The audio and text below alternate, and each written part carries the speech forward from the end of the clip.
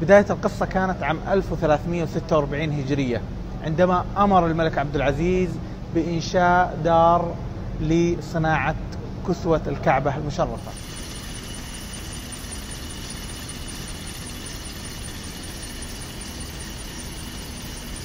هنا قسم النسيج الآلي. الحرير يتم استيراده خام من إيطاليا، ثم تتم صباغته هنا على حسب اللون المراد، سواء أسود أو أخضر.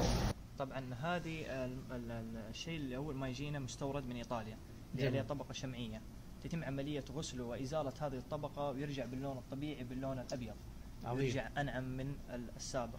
بعد كذا عملية الصباغة باللون المراد استخدامه عندنا هنا اللون الأسود لعملية الكسوة من الخارج.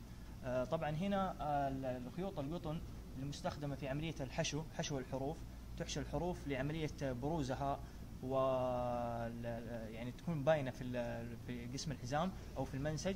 تتم عملية اللون الأصفر للذهب واللون الأبيض للفضة. تفكيك خيوط الحرير كل فتلة خيط على حدة لعملية تجميعها وإدخالها داخل الشبكة لعملية تزويدها بمكاين النسيج لتعطينا عملية الأخيرة اللي هي إما القماش السادة أو القماش المنقوش. طباعة. بعد ما يجي قماش الحرير هنا إيش اللي يصير؟ يتم عملية الطبع عليه.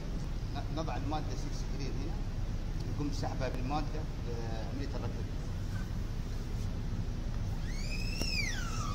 بعد يتم زي كذا عملية الطبع.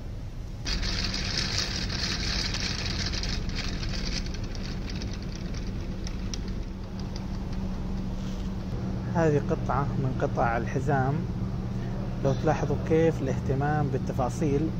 ستارة الباب تحتوي على 5 قطع، ارتفاعها 7 متر تقريبا.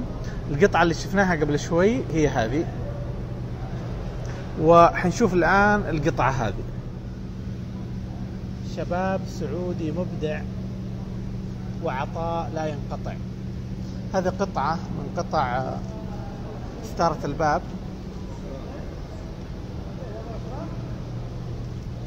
زي ما انتم شايفين هنا مكتوب: صنعت هذه الستارة في مكة المكرمة وأهداها إلى الكعبة المشرفة خادم الحرمين الشريفين سلمان بن عبد العزيز آل سعود، تقبل الله منه. هذه ستارة باب الكعبة المشرفة وضعت عام 1411، محفوظة هنا كنموذج. لو تلاحظوا هنا انه فعلا هي 5 قطع وتجمع لاحقا. لاحظوا هنا الجودة اللي تبقى على مر السنين.